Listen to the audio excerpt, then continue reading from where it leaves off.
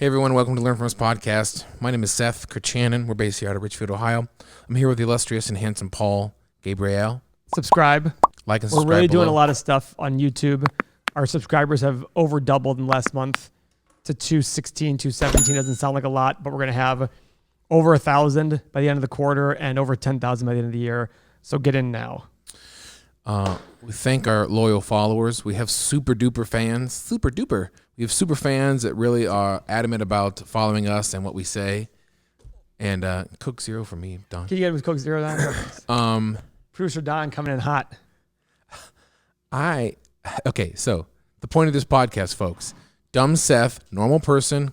Normal person. You're not Paul, dumb, Seth. Paul, Paul, like a very successful entrepreneur, investor, and wealthy person. Would you say? What does that have to do with anything?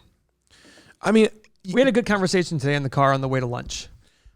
What was the conversation? point is, Paul. What was the conversation? The conversation was that I have really built in the past few years in knowing you a life that's has a lot more, has a nice trajectory that I'm in love with. Potential. And it started with delegating work, not being too proud, and thinking I can do all the work myself. I call that arrogant, actually, but go ahead. In business, you call that arrogant? Most people find it just... If you can't get somebody to do it for you, you're not explaining it well enough. Some people don't know it's possible. Yeah, I know. It's crazy. So what were you talking about, though? We have, upon your tutelage and coaching, Yep. we said we need a personal assistant to help us write these outgoing emails and help our business and grow our business beyond just Beth and I at home. Yep. Okay. And so... Who'd you hire? I went on my neighborhood app, like I lost Next door. Oh, I love that app. Not like I lost my dog or I need a leaf blower. The third, looking for that is what they do. a photography assistant. Okay. The third one down was a younger high school gal. High school gal. Okay, keep going. Are you going to pick at that phone the whole podcast? Yeah, it's gross. There's something weird shit on the side of it. It's probably bean dip from a Mexican restaurant. I use this for... So I find she says, I'm interested in photography. I don't know if she wants to be my assistant. I cold call her right up. You've taught me, just pick up the phone, Wolf of Wall Street, pick up the phone, behind on your rent, pick up the phone, and make a call, okay? So 4,000. I call her, and I leave a voice message. Hey, this is Seth from Seth and Beth. I'm very famous. Look me up online. I don't know if you want to do this, but not the Dateline NBC link. Just go to the other ones. I need someone who can help me with my photography-related stuff. If you want to learn, I'll pay you. So it's sort of an internship. High school person, by the way. High school person. I get a call back within the hour. Okay. She's very excited. I call back, and I start having this conversation with this girl. Hey, I don't know you at all. I don't know where you live. I would think it's close to me. This is what I need. I love that idea. Then it crossed my mind that I'm like a 38-year-old guy talking to a 17-year-old. So I was like, I'd love to have a conversation with mom.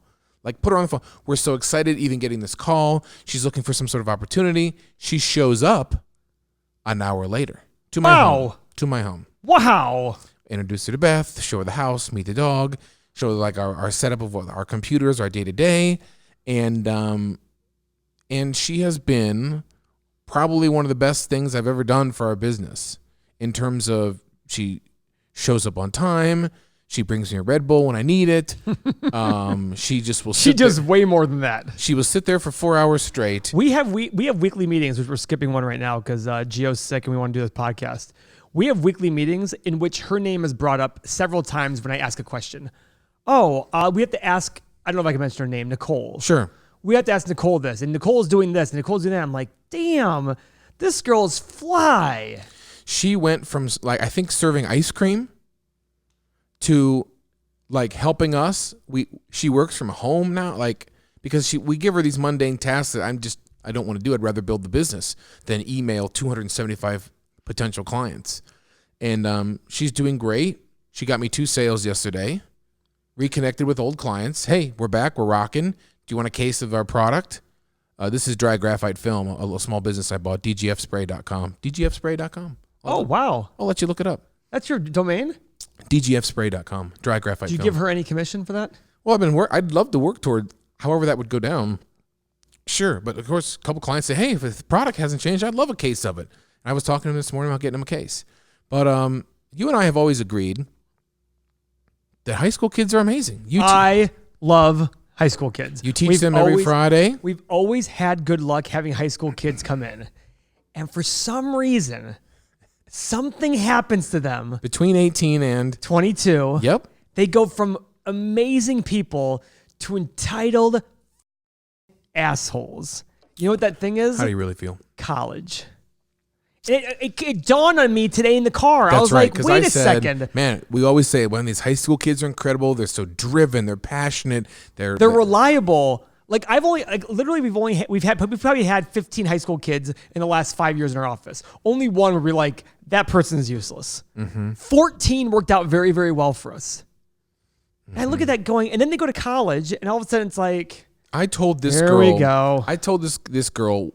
She was 17 when I hired her. She turned 18. I said, I really want an assistant where, like, if I kind of say something out loud, or I'm just wondering it. All you can do is just type it in. The whole world's in front of you.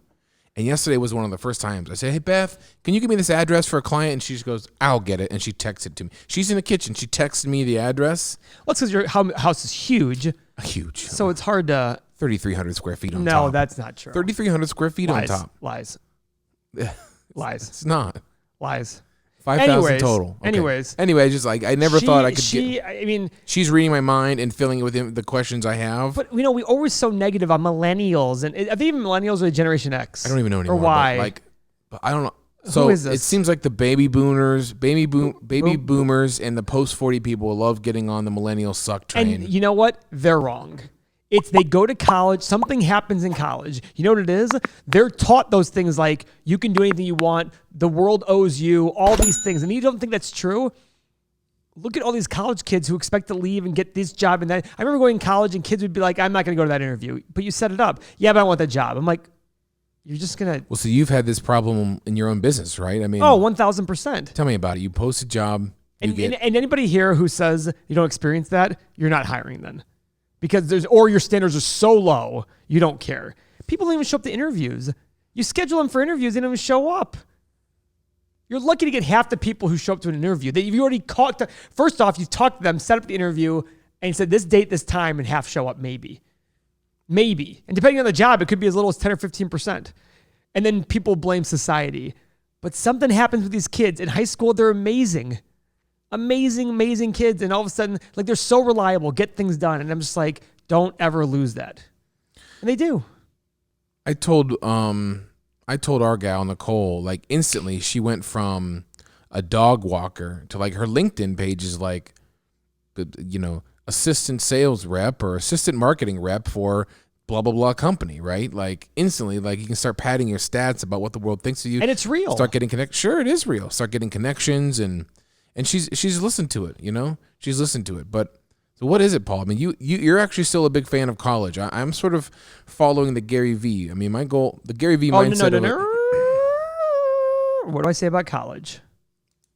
Remind me, us. It's a necessary evil. You have to do it. You have to. Because there are stupid people out there who will only hire you if you have a college education. What if I grow dry graphite films? It's making $800,000 a year, and Gio wants to take it over fresh out of high school. More power to him. What do you think? I think he should go to college. Wow. Because you know what? Although I will say this, I think I just saw that Microsoft and Google are the two companies who have now started not requiring a college degree. I was very happy to see that. It's just so asinine to sit there and these kids are taught, like, literally taught, like, we don't, as BK always said, these kids aren't born entitled. Something happens along the way. This is a friend of mine who owns Focus 3. Former CEO of Focus 3.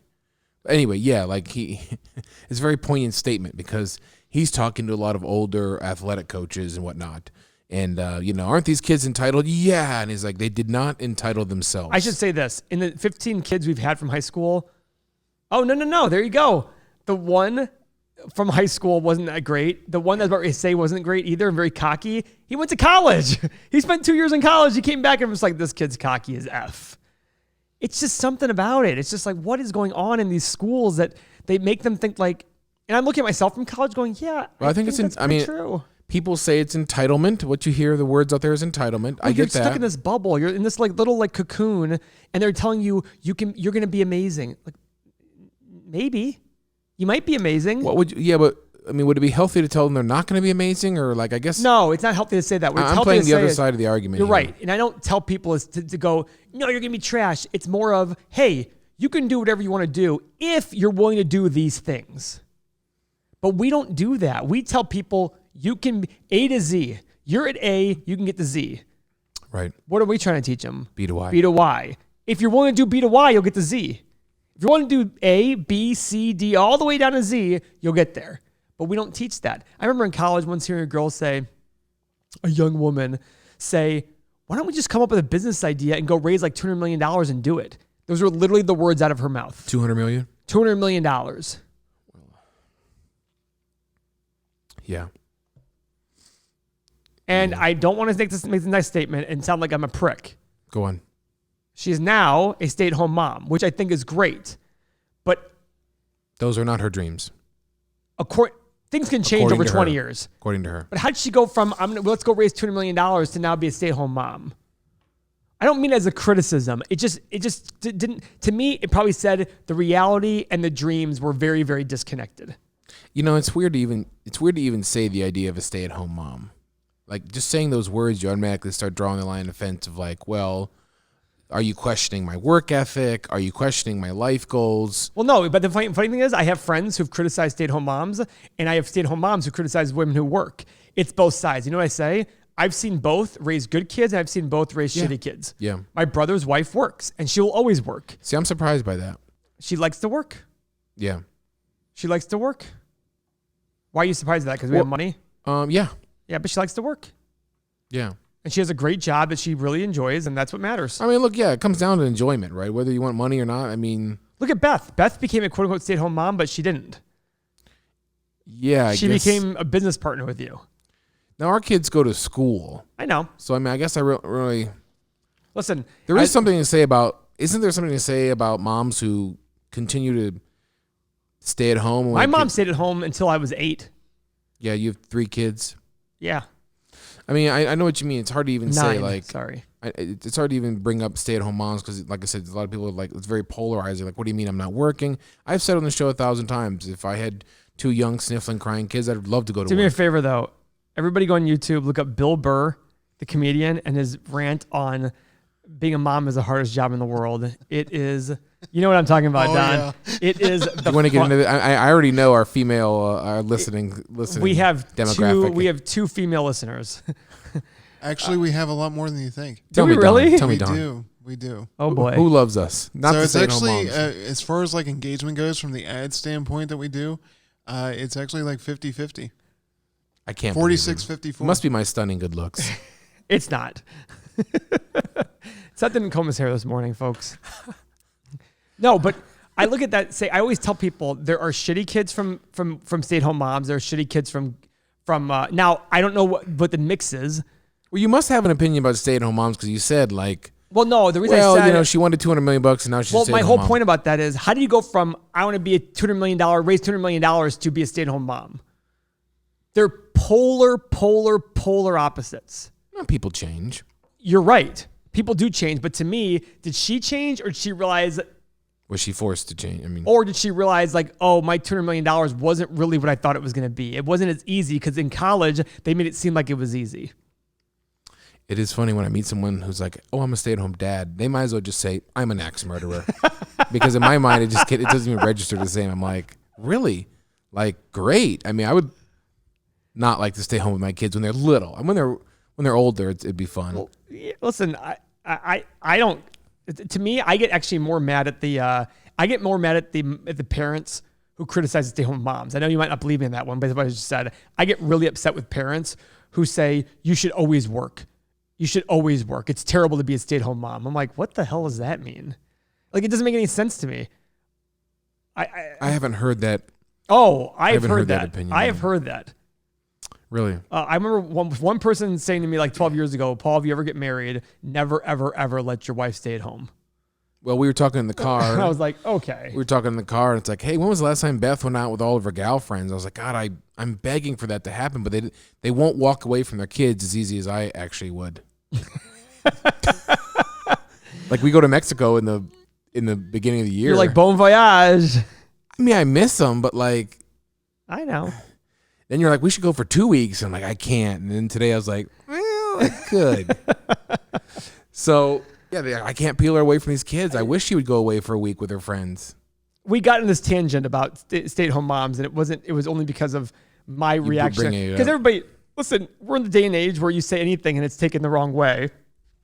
I'm just sitting there saying it's. I saw this post today on Facebook, and it was like, you don't have to have an opinion on everything. Just let people live. I thought about you, though. How so? You do have an opinion on everything. Everything? Are you sure about that? Is that an exaggeration? Well, of course it's an exaggeration. Do I have an opinion on everything? I get asked a lot of things, and I do have an opinion on a lot of things. I do have an opinion on a lot of things. You like giving it, as much as I like asking you for it. But I also have you'll never hear me give an off-the-cuff. My analysis might be wrong, but I always have some sort of analysis. Yeah. My analysis might be incorrect. You might be like, well, Paul, that's incorrect. I'm like, oh, okay. But if I ever, like, the joke I always make is, ask me about Medicare and Medicaid. You'll get a blank stare from me. All I say is, all I know is it's a government agency, so I have to assume it's inefficient. That's all I'll say. Yeah. Like, that's my opinion on it. It's nothing. You ask me an opinion on chemistry. I got nothing. What the fuck do I know? I just people happen to ask me things involving things that I really know about. Right? Don, how long have you worked for Paul? It'll be 2 years in June. Yes. What has your mindset gone through? Oh, here we go. How old are you, Don? I'm 31. So 10 years younger than us or 9 years younger than us. 7, but is that an opinion on something or is that a fact? You see, folks, how I always say is I don't check what I'm saying, but I always have Paul there double checking what I say. What was your life before knowing this guy? Oh, don't say this. This is Shut the fuck up for a second. This is like awkward though. Listen, I want to hear someone's opinion. He's around you all day. But I don't want to hear. It puts Don in the spot because here I am, his boss, and you're now asking him his opinion on his boss. What's he going to say? No. I asked what he's learned from having you in his life. It's essentially the same thing though, because now you're going to get him to say things like, "Oh, I've learned so much," and it just it's going to make me more uncomfortable than when you say it. We love Don. That's the whole point of the show. We love Don. Don came in as an assistant for 3 days a week. Would you like to leave the room while he talks? No, I'm just going to sit on the show, bro. This is you can't kick out the talent. Yeah. I mean, like, Don's been great. Listen. Okay, let me rephrase. It's nothing to do with Paul. Don, how has your life goals shifted by being surrounded by people who think like this? Oh, God, has it? So annoying. My goals. Before you say this is the whole point of the show, Paul. We want people to shift their mindset. That is what true. You're thinking. I'll give you that. Yeah. Let's get a My live. ears are hurting, by the way. Let's get a live review. You don't have to. Yeah, you can hear him. Okay, go ahead, Don. No, I mean my goals changed dramatically when I first came over here. My wife and I, we moved from Pittsburgh over to Ohio. I didn't have anything. I left my job that I had for 5 years, and I was giving schedules to nurses and handling patients on a day-to-day basis for a hospital home care company. So I was working hand in hand with them, and then when I came over to Ohio, I really didn't have any idea what I was going to do. Amanda, thankfully, my wife, she has had the capability to be in leasing, so she carried over to a company over here, and now she's neighborhood manager for a different company. So she does a lot of different things.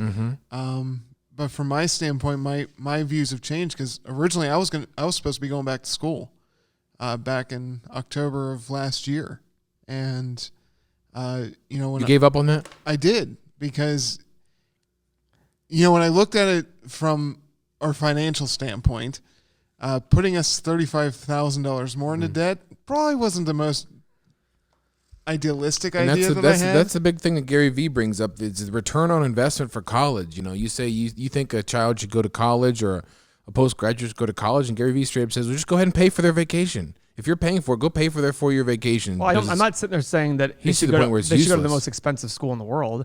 I think when we were in college, community colleges were frowned upon. Now I'm like, yeah, they're huge now. They're not bad. That's actually where I was going. I was just going right up the street. How did it cost that much money then? It was because of the program that was involved. I had clinic rotation. I was going for a surgical tech. So it was going to end up being, once you do all the fees, taxes, all the happy stuff that they put in the loans, we were looking probably about $35,000. And the reason it appealed to me at the time was because it was 2 minutes away from work. I could leave here this at work? 5 This and work? go. Yeah. Right here. I'm surprised Paul doesn't provide educational. Some companies pay for your. Hit that lower left button over there. This one? Yeah. The crickets? Maybe I'm not surprised. Don, what are your aspirations thinking about now? Like what? For me, this just opened up what's possible. Can I answer this for you, Don? No, go ahead. Don, when he first came on as an assistant, working 2 or 3 days a week. I remember. Have Don do this. And what I loved was he'd go to everybody's office and say, I'm going to do this. Do you need anything on the way? He never, it was always a follow-up. It was always like, I'm going to do this. Do you want anything? He followed through. He got things done. So one day I was just like talking to Mary. I'm like, Don's pretty effing good. Like we should have him. We have a need for something. And it was only HR. But I wanted to give him something. And I said to him, down one day, Don, listen, I know you're in school, but I'd love to have you full-time. Keep your options open for it. And was it right then and there you said, I'm open, or you're like, let me think about it, and then like 3 days later, you're like, yeah, Paul, I'm open. I don't remember what it was. There was a delay because I wanted to talk to my wife. That's at right. The time. So it was like, but it wasn't, the delay was like a week at most. Mm-hmm. And we only and this is a very common thing I do. I put him in a position just to get him started. But now he's really taken a liking to our social media, our ads, our Facebook ads, our Twitter ads, all these things we're doing. And we realize that as we grow 12 businesses, it's going to be a very important aspect of our business. We even start talking about Amazon ads soon. Mm-hmm. But that might be a case. So I look at that going, now we're finding Don going, okay, my brother sat him down now and said, listen, give me a year, 9, whatever. We're going to get you out of this HR thing. And we're going to put you solely on helping us with, because we're going to be spending hopefully millions of dollars a year on advertising at some point in the near future. So we need somebody who's going to be in charge of this. You see me look at him like, what in the fuck? Yeah. But that's what we want to do. And I look at that saying, I never once asked Don what education he has. I still don't have a clue, nor do I care. Don just got things done for us. It seems like this is the trend. I was talking to our super fan, John Thessing. Is that what we led this podcast off with? Was that the last podcast? I can't remember which one we were talking about. Yeah.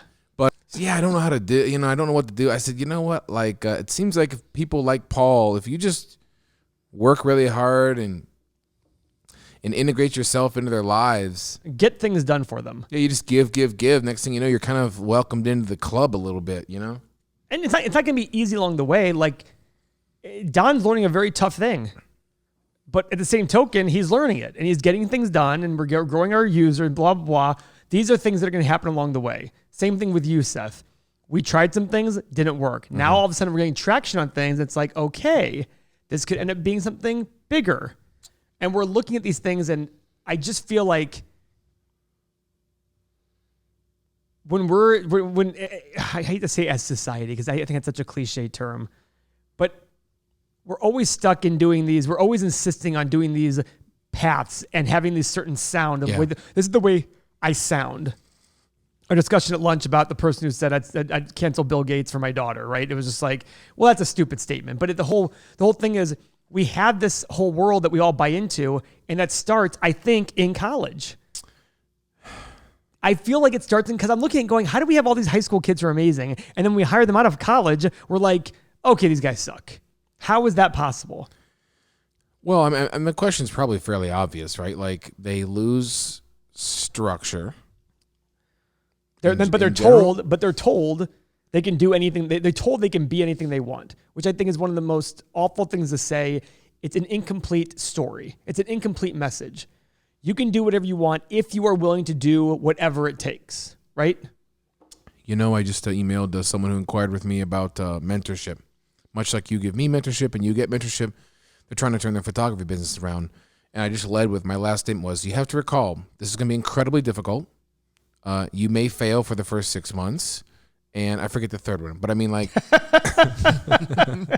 like this is work, It's work, it's difficult, and you very well might fail. And because I wasn't told that when I went through the same program, and I didn't know the amount of work, I guess I was just told all the wonderfulness of what was going to happen. And that's the money and the clients. And that's the problem we have. People see that and think, I'll just be a doctor. I want to be a doctor. But people just sit there and say, oh, look, Paul's got a nice house and nice cars. And I came with a leg up in life, and it's still tough, right? So I look at that going, okay, well, what are we missing along the way? And I just think it happens in college. Yeah. And I went to Michigan, and I remember just the people there being so arrogant. I used to always say, we're pretty much all Ivy League rejects. Let's just remember that here. Like, we all got rejected from someplace. You did? Oh, yeah, Dartmouth. That's where I wanted to go. Really? Yeah, I don't know why. I almost went there too. Come on. I definitely applied. I must not have the stats, but I know you're. So how'd you pick it? So would you have played football there? The closest I got to playing like upper level football was Duquesne University in Pittsburgh. Oh, yeah. Nice place. They offered you a scholarship?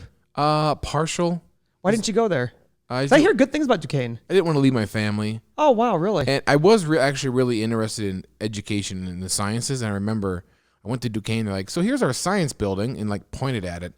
And then I went to small little cow country Worcester, and like they just pumped a bunch of money into their beautiful chemistry building. Isn't that amazing how that works? Like literally, I remember my friend Kirk from high school went to Villanova, and I was like, so why'd you pick Villanova? He's like, well, they just built this brand new engineering building. I was like, so does that mean all of a sudden they're like that much better at engineering? I don't know what we're talking about now. So high school kids are awesome. Somehow they lose it in college. They do. They really do. Apparently, you can still be, going back to our last podcast, apparently you can still be 39 and not understand the logistics of buying stocks, investing in your future. That's me I'm talking about, folks. That's everyone. Well, then how do you change it, Paul? How can this be? You have a birthday coming up. Thanks for remembering. You do, February 17th. Yeah, thanks. MJ. Michael Jordan. That's how I remember. The Jim day Brown. they go, hey, today's Jim Brown. I don't care about him. Oh, Jim Brown? Yeah, I don't care about Jim Brown. I was trying to get Jim Brown on the podcast. Good for you. You can interview him by yourself. You don't like him? I don't know. It's just, it's like the whole, like, we glorify this guy for, I don't know. Running the football? Yeah. Listen, I'm fine with that. And lacrosse player. Wasn't he a good lacrosse player, too? Yeah. But it's not like I'm going to sit here and, like, I'm not excited to talk to Jim Brown. He made a couple mistakes in his life, right? Did he? Jim Brown? Yeah. He did. Like what? I think at some point in the 70s, there was a drunken fight with a girlfriend, and she ended up not being in their second floor apartment and being on the outside through the glass in the garage, like on the ground. The way he set that up, though, was very nice. In the bushes. I think that occurred. How did she get out there? She tripped? You're going to have to ask Jim Brown when he comes in on the podcast. I thought you were talking about that story. You don't like him just in general? I just think it's the whole, like when I see LeBron, I don't know. It's, listen, you know me. I love LeBron as an athlete.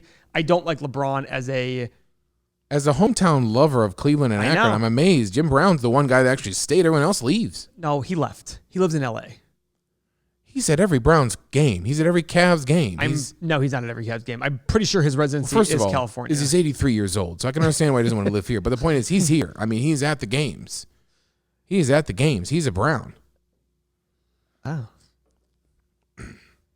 Jim Brown's Anyhow, awesome. I don't know enough. I should say I don't know enough about Jim Brown, but it's just the whole, like, it's like the whole grandstanding thing. That's my thing. It's like whenever people grandstand, I go, there must be something wrong with that. If everybody in the world adores, then there must be some dramatics about it.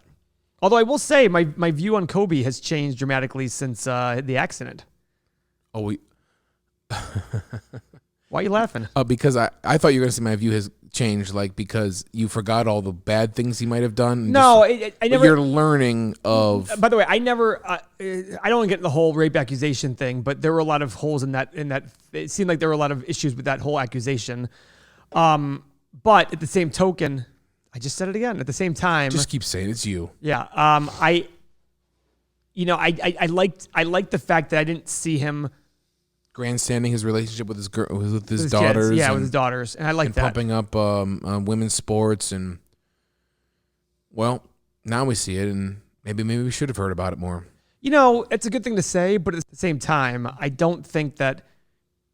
I think if you don't do it for accolades, it's probably more genuine, and you're doing it for the right reasons. Yeah. You know what I mean? And I look at that going, okay, well, he was. I don't know. I just for something about the grandstand that just drives me nuts. Like even LeBron when he's getting the whole Kobe toast at the game, and he goes something like, "Well, I could read off this, but that would just be phony, so I'm just gonna put it down." I'm like, "Well, that's phony." I'm like, it's like this whole thing, like it'd be fake. I'm just like, "Oh, okay, LeBron." You really enjoy pointing out hypocrisy. I don't think it's hypocrisy. I don't think that's hypocrisy. I just think that's like I'm trying to look cool. I'm trying to look all. That's not hypocrisy. I do like pointing out hypocrisy though. I do. And I do. It sucks when people point out for me, but it happens, and it's just like, oh shit. Yeah. Lisa does that sometimes. Then I pull a little Jim Brown and throw out the window. Lisa might not be watching our podcast anymore. She did not like my cursing in the one. There was a Deal of the Week podcast a few weeks ago where Paul did double middle fingers to the camera, saying if you... Did we bleep that out? You're stupid. I got most of the words. Oh, you didn't get all the words. The very first time I said the F word, you missed it. You missed the first F word. That's just funny, though. Yeah. I liked how he missed some. That's just like... I wanted the counter. We should have had the counter. But you were getting pretty violently upset. Yeah, that was a bad one. And Lisa didn't like it very much. You know, it was bad at the time, Don, when we were filming it, trying to control Paul and his fiery rage. The room changed. Let's just say that. My wife and I watched it back together, and I thought it was pretty I thought it was pretty good. I actually liked it a lot. I enjoyed it. I think we're going to get positive reception on it. And that's why it went out, because it showed his passion around the fact. I was really angry. I was really angry. I mean, I have to, now at this point, when someone says they're an investment or whatever, or a real estate agent or whatever, I have to wonder what my facial expression is going to be because I'm like, I bet Paul would think this person's totally full of shit. In all likelihood, they probably are, but that's sales. This is all of them? Nothing's ever all of them. Okay, Nothing's ever all of them. Okay. But you have to think about You said what their most job. likely, so. But what's their job? Their job is to sell. How do you sell? Do you sell shit, or do you have to sit there and put lipstick on a pig? Well, you know, I have photographers talk to me, and they're the terrible salesmen. I said, well, for me, it doesn't feel like sales when I believe in what I'm selling and the impact it can make on someone's life. I'm not selling anything. Darnell sent me an investment prospectus the other day. This is our friend Darnell Sanders, ex-NFL player. He owns NFL Landscaping in Cleveland. He meets with a bunch of guys. They talk about investing. Darnell says, what do you think of this? I go, Darnell, I have to talk to the person who put this together to understand what they really want to do. One of the people on Facebook that I was talking about in that podcast I went off was a guy who buying real estate like crazy, ex-fireman. Ironically, though, when he talked to me about a deal, he didn't know anything about the deal. My analyst put it together. Who's your analyst? Oh, well, he's a college kid. And I was like, what the hell is your college kid doing with this one? He had no idea what was going on in the deal. Oh, I don't know how to talk to that guy. I said so I was asking him questions. He didn't know anything about the deal. So do you think I'm going to give him money? Absolutely not. And I also told Darnell, have you ever seen anybody pitch anything and say it's a bad deal? Has anybody in the history of the world pitched something saying, this is a shitty deal? I got a really bad deal for you. Don't buy from me. Well, okay. Your job as an investor is to be cynical. Your job as an investor is to find the ones that don't pass the initial sniff test and move on. Don't even give it the time of day. The second you find a valid, good reason not to buy, not a small, we can get over that, but a big reason not to buy. That deal that was in front of us in that podcast, the deal of the week, immediately when I saw the expenses per unit, throw out the window. I wouldn't even give that. Yeah, it started off sort of calm. Yeah, because we were like, 12 units, 2 bedrooms. What the is that? I mean, it just went off. Yeah. I'm not, it sounds very cynical. It sounds very pessimistic. It's not that. It's just, I believe in living optimistically, but part of that is sifting through the bullshit and getting the good stuff. Your job when you get married is to get rid of all the crap as soon as possible. Get rid of the girl. When you're dating a girl and she decides to cheat on you, you're not like, well, let me give her another chance. No, done. When she gets angry at you, she throws shoes at you. Nope, gone. And then you find the Beth, who's like literally high as a kite at all times. You know what I mean? Like that's your job. Mm-hmm. I look at investing the same way. You're going to be married to this thing for a while. Go make sure it's the right reasons and that the good outweighs the bad. That's the thing. What was our topic today? Kids in high school are awesome. Did you watch Cheer yet? No, but Mo did. Yeah, he loves those. Did he tell you? No. I was watching TV with Lisa the other night, and we watched. We were gonna watch Cheer, but then she fell asleep, but I watched a funny stand-up comedian talk about 9/11 and his dad. It was pretty funny. I was gonna send it to you. Chris DiStefano. Everybody look up on YouTube. Chris DiStefano. DiStefano. 9/11 story. It's with him in the Comedy Cellar. Look at comedy. There's a couple of versions of it. The one in the Comedy Cellar is hilarious. It's 12 minutes long. Bless you. Is it something about like my dad died on 9/11? No. Like, oh my gosh. He's like, yeah, he was in California. He passed away on No, it's a whole story about his dad had nothing to do with 9/11. He got kicked out of high school because his mom was one of the World Trade Centers, survived, but he didn't know he survived. And it's a story about his dad got him back in high school the day after 9/11, 2 days after 9/11. He got expelled the day of 9/11 because you just have to watch it. He took a chair and shattered over a kid's head. It's great. It's a funny. He says it's 100% true. He's like, listen, this is 100% true. This actually did happen. It's a great. Anyways, that's what we watched instead of Cheer. So I'm sorry, but I laughed pretty hard. So in Cheer, there's this really awesome dude. Yeah. And he's like kind of not on the team. He's a little heftier, so he can't really do the flips and back flips of these crazy dudes that can do it. But he's an incredible social leader. And it's kind of like my son. I'm finding that like he's not the dream athlete I might have ever thought he might be. Who? Gio. But he's not hefty. No, I'm just mean he's more of a social, and teams need social leaders. Yeah. So our new term, Paul, they call it in the show is mat talk. It's basically encouragement. You're on the mat, and you're basically encouraging. So like they go through like whole like little snippets where he's just screaming and saying these ridiculous things to like hype up. He's cheering on the cheerleaders, and the world's falling in love with this guy. His name's Jerry. He's a cheerleader, and he just screams, yes, get that bitch up. Hi, Dan. Oh. So yeah, he's been on Ellen and shit. Oh, really? Well, the whole world's loving this thing, and this Whole guy, world? not people in Ethiopia. I was going to say, what are people in Uganda? Is that probably offensive to say? Probably. They probably haven't watched the Netflix show. No, that's what I'm saying. But the whole world, exaggeration. But nice. Thanks for joining us. I have to apologize to one of our biggest fans, Mason. I referenced him in a podcast a while ago, and I didn't mention his name. I don't remember doing this. So it's funny, folks. Seth and I talk about this, that people will text us about the things we say, and I have no idea what you're talking about. Although yesterday, Deb... We have no idea what we said in this podcast. Right. Deb did mention the whole, when you said the boring, and I said, is it dry graphite. We're talking about your company. I said, is it as dry as this conversation? She liked that joke, so she usually thinks you're the funny one. Well, I am. You're the funny looking. Am I right? You should hit the drum cymbals on that one. Yeah. I don't even know what's that. I'm cheering him. No, what I mean, it goes back to my buddy said, "Who's that cocky friend of yours?" Yeah. Who's your buddy who said that? Was that Harry? I'm just kidding. It wasn't. A photographer in New Fuck York. Him. Yeah. Want to come fight me? Fight these tears. We should fight on the mat sometime. We should wrestle on the mat. Oh, come on, bro. You would crush me. Not like literally physically crush, but you would pin me in about half a second. What do you weigh? Now 174. I mean, we're talking fight or like wrestling? Wrestle. Real wrestling? What's or wrestling? Wrestling? Yeah, what's wrestling? Well, that's like your name would be, your name would be the Iron Sheik or something. Oh. With your Middle Eastern wrestling? descent. Wrestling, yeah. I would be like that's the junkyard dog. When OJ was being interviewed for the murder with the cops, he said, me and my wife used to wrestle.